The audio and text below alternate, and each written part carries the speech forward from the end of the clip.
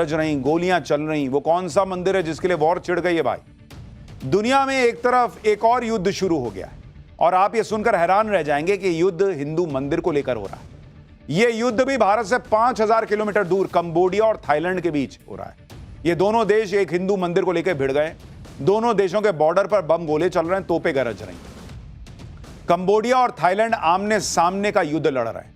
गोलीबारी और रॉकेट हमलों में 12 से ज्यादा नागरिकों की जान जा चुकी है। 40,000 से ज्यादा लोगों को घर छोड़कर भागना पड़ा है। दोनों देशों ने सीमा सील कर दी है और हालात ऐसे हैं कि किसी भी वक्त फुल स्केल वॉर शुरू हो सकती है। यह सब हो रहा है एक प्राचीन हिंदू मंदिर के लिए, जिस पर नियंत्रण को लेकर थाईलैंड और कंबोडिया एक दूसरे पर बमबारी कर रहे हैं। लेकिन आखिर जिस हिंदू मंदिर को लेकर दोनों लड़ रहे हैं, उसको लेकर विवाद क्या है?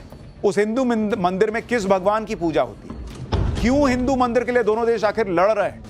यह सब आज आपको बताऊंगा, लेकिन पहले कंबोडिया थाईलैंड युद्ध का एक ट्रेलर देख लीजिए। थाईलैंड और कंबोडिया के बीच छिड़ी जंग का हिंदू मंदिर से क्या कनेक्शन है, यह आज आपको आगे बताऊंगा। पहले आपको जंग के कुछ वीडियो दिखा देता हूं। जैसे ये वीडियो देखिए जो कंबोडिया पर थाईलैंड एयरफोर्स की एयर स्ट्राइक का है, जिसके टारगेट पर कंबोडिया की 2 मिलिट्री लोकेशंस थी जो पूरी तरह तबाह हो गई। स्ट्राइक के बाद उठते आग के गोले बता रहे हैं कि थाईलैंड का यह अटैक कितना जबरदस्त है। कंबोडियाई ठिकानों पर यह हवाई हमले थाई एयरफोर्स के F-16 विमानों ने आज सुबह किए। इसके बाद कंबोडिया ने भी थाईलैंड पर बदले की कार्रवाई शुरू कर दी। यह वीडियो देखिए, इसमें कंबोडिया की आर्मी सड़क पर लॉन्चर खड़ा करके थाईलैंड बॉर्डर पर BM-21 रॉकेट से अटैक कर रही। कंबोडिया ने थाईलैंड पर मल्टीपल रॉकेट अटैक किए। अलग अलग लोकेशन से थाईलैंड पर सैकड़ों रॉकेट्स की स्ट्राइक की। कंबोडिया थाईलैंड बॉर्डर बमबारी की आवाज से गूंज रहा है। कंबोडिया थाईलैंड के बीच वॉर ट्रिगर कैसे हुई, इसकी शुरुआत किसने की, इसको लेकर थाईलैंड और कंबोडिया एक दूसरे पर आरोप है। थाईलैंड का आरोप है कि बुधवार को कंबोडिया ने एक लैंडमाइन विस्फोट किया, जिसमें एक थाई सैनिक की घायल होने की खबर है। थाईलैंड ने कहा कि कंबोडिया की तरफ से ड्रोन अटैक और रॉकेट अटैक में कई लोगों की जान चली गई, जबकि कंबोडिया का आरोप है कि पहले थाई सेना ने कंबोडिया के अंदर कई मंदिरों पर हवाई अटैक किए। कंबोडिया ने कहा कि पहले थाईलैंड ने हवाई हमले के जरिए उसके मिलिट्री ठिकानों को निशाना बनाया। लेकिन सवाल यह कि इतनी बड़ी वजह भी नहीं है कि दो देश आपस में जंग जैसी स्थिति पैदा कर दें, एक दूसरे पर तोप गोले बरसाने शुरू कर दें। आप देखिए कि कंबोडिया के रॉकेट अटैक में थाईलैंड का एक गैस स्टेशन उड़ गया, जिसके बाद पूरे इलाके में भगदड़ मच गई। थाईलैंड की सेना के मुताबिक गैस स्टेशन पर अटैक में 6 नागरिकों की मौत भी हो गई। कंबोडिया ने बॉर्डर के नजदीक थाईलैंड के एक अस्पताल पर भी अटैक किया। यह अटैक के बाद की तस्वीरें हैं, जिसमें थाईलैंड के सैनिक अस्पताल के अंदर हमले से बचने की कोशिश कर रहे हैं। थाईलैंड और कंबोडिया के बीच बॉर्डर पर तनातनी और झड़प से शुरू हुआ विवाद अब युद्ध में तब्दील होता जा रहा है, और इसकी वजह है एक प्राचीन हिंदू मंदिर। इस मंदिर का नाम है प्रीह विहार मंदिर, जो थाईलैंड और कंबोडिया की सीमा पर स्थित है। भगवान शिव को समर्पित यह 1000 साल से भी ज्यादा प्राचीन हिंदू मंदिर है। प्रीह विहार एक संस्कृत शब्द है जिसका मतलब होता है पवित्र धार्मिक उपहार। इतिहासकारों के मुताबिक इस मंदिर को 9वीं से 11वीं सदी के दौरान बनाया गया था। प्रीह विहार मंदिर थाईलैंड और कंबोडिया की सीमा पर डोंगरेक पहाड़ियों की चोटी पर मौजूद है। यह मंदिर खमेर साम्राज्य के समय का है, जिसकी सीमाएं आधुनिक कंबोडिया के अलावा थाईलैंड के कुछ हिस्सों तक फैली थी। शुरुआती समय में यहां पर भगवान शिव की पूजा होती थी, लेकिन बाद में इसे बौद्ध धार्मिक परिसर में बदल दिया गया। यह मंदिर यूनेस्को की सांस्कृतिक धरोहरों की सूची में शामिल है। इस शिव मंदिर को लेकर थाईलैंड और कंबोडिया के बीच पिछले 118 साल से विवाद चल रहा है। यह मंदिर दोनों देशों के बीच जियोपॉलिटिक्स का केंद्र बना हुआ है, क्योंकि दोनों देश इस मंदिर पर अपना अपना दावा ठोकते हैं। इसका इतिहास भी आपको बता देता हूं। कंबोडिया और थाईलैंड एक दूसरे के साथ 817 किलोमीटर लंबा लैंड बॉर्डर शेयर करते हैं। इस लैंड बॉर्डर का मैप साल 1907 में फ्रांस ने बनाया, क्योंकि फ्रांस ने साल 1863 से 1953 तक कंबोडिया पर राज किया था। लेकिन थाईलैंड ने इस मैप का विरोध कर दिया, क्योंकि इसमें प्रीह विहार मंदिर को कंबोडिया की सीमा के अंदर रख दिया गया था। लेकिन थाईलैंड के विरोध के बावजूद साल 1962 में इंटरनेशनल कोर्ट ऑफ जस्टिस ने फैसला सुनाया कि प्रीह विहार मंदिर कंबोडियाई क्षेत्र में ही आता है। साल 2008 में यूनेस्को ने प्रीह विहार मंदिर को विश्व धरोहर का दर्जा दे दिया। साल 2011 में थाईलैंड एक बार फिर इंटरनेशनल कोर्ट ऑफ जस्टिस में गया और मंदिर के आसपास की जमीन पर अपना हक जताया। लेकिन 2013 में इंटरनेशनल कोर्ट ऑफ जस्टिस ने फैसला सुनाया कि प्रीह विहार मंदिर और उसके आसपास की पूरी जमीन कंबोडिया की सीमा के अंदर आती है। लेकिन थाईलैंड इस फैसले को स्वीकार करने को तैयार नहीं। इस प्राचीन मंदिर पर अधिकार को लेकर पहली बार सैन्य संघर्ष की शुरुआत 2008 में हुई थी। तब 3 साल तक कंबोडिया और थाईलैंड के बीच बॉर्डर पर सैन्य झड़पें हुई, तनातनी चलती रही थी। थाईलैंड और कंबोडिया दोनों ही बौद्ध देश हैं, लेकिन एक हिंदू मंदिर पर अधिकार के लिए जंग लड़ रहे हैं। आपके मन में भी सवाल होगा, आखिर क्यों? दरअसल बौद्ध बहुल देश होने के बावजूद थाईलैंड और कंबोडिया दोनों देशों में हिंदू धर्म का बहुत ज्यादा प्रभाव है। कंबोडिया में करीब 4000 हिंदू मंदिर हैं और थाईलैंड में तो करीब 11000 हिंदू मंदिर हैं। कंबोडिया का अंकोर वाट मंदिर भगवान विष्णु को समर्पित हिंदू मंदिर है, जो दुनिया का सबसे बड़ा धार्मिक स्मारक है और यूनेस्को की वर्ल्ड हेरिटेज लिस्ट में भी शामिल है। यहां तक कि कंबोडिया का राष्ट्रीय चिन्ह भी अंकोर वाट मंदिर है और कंबोडिया के राष्ट्रीय ध्वज पर भी अंकोर वाट मंदिर का ही चित्र बना हुआ है।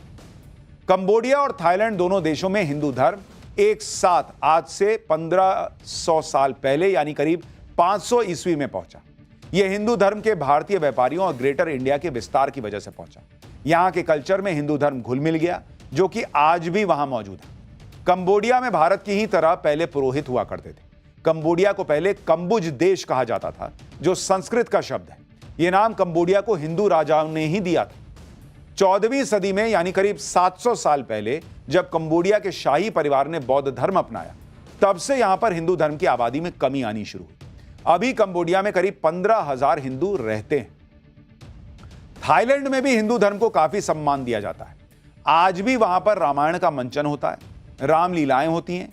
थाईलैंड में आज भी हिंदू ब्राह्मण ही थाईलैंड के राजा का राज तिलक करते हैं।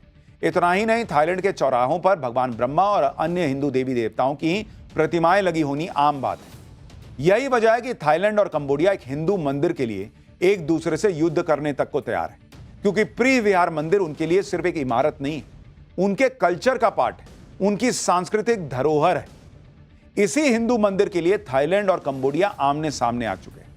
अब सवाल यह है कि अगर थाईलैंड और कंबोडिया के बीच फुल स्केल वॉर छिड़ गई तो कौन सा देश भारी पड़ेगा? ग्लोबल फायर पावर 2025 की ताजा रैंकिंग के आधार पर थाईलैंड विश्व रैंकिंग में 24वें नंबर पर आता है, जबकि कंबोडिया 83rd नंबर पर है, 83वें नंबर पर। थाईलैंड के पास 3,60,000 एक्टिव सैनिकों की फौज है, जबकि कंबोडिया के पास 1,70,000 सैनिक हैं।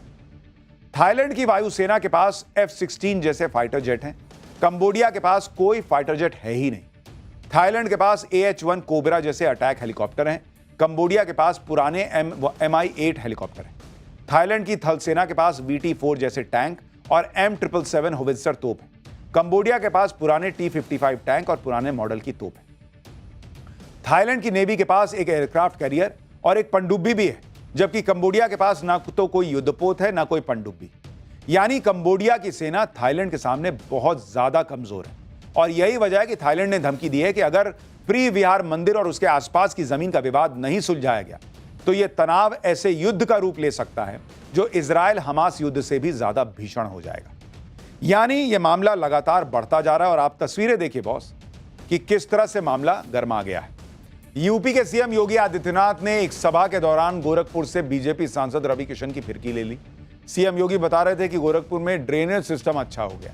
पहले तो नाला बड़ा करने जाओ तो लोग उसमें बसे हुए मिलते थे, जैसे रवि किशन ने नाले के ऊपर घर बना लिया था।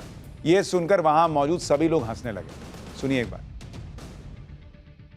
जब बड़े कोई नाला को बनाना होता है तो उस नाले में पहले से लोग बसे होते हैं। जैसे रामगढ़ ताल में रवि किशन ने नाले के ऊपर घर बनाया हुआ है। बात होती है भरोसे की।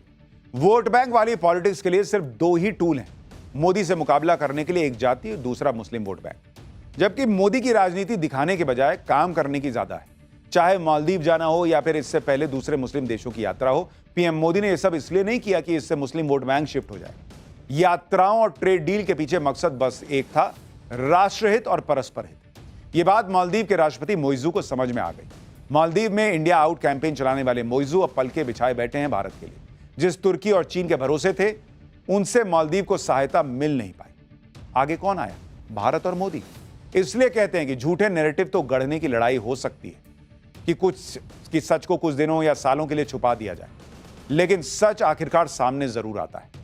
पिछले एक दशक में दुनिया के ज्यादातर मुस्लिम देशों के साथ भारत के संबंध मजबूत हुए, लेकिन यहां के मुस्लिम लीडर और सो कॉल्ड लिबरल इकोसिस्टम इस तथ्य को इग्नोर कर देते हैं। क्यों? क्योंकि नैरेटिव सेट करना है कि मोदी एंटी मुस्लिम है।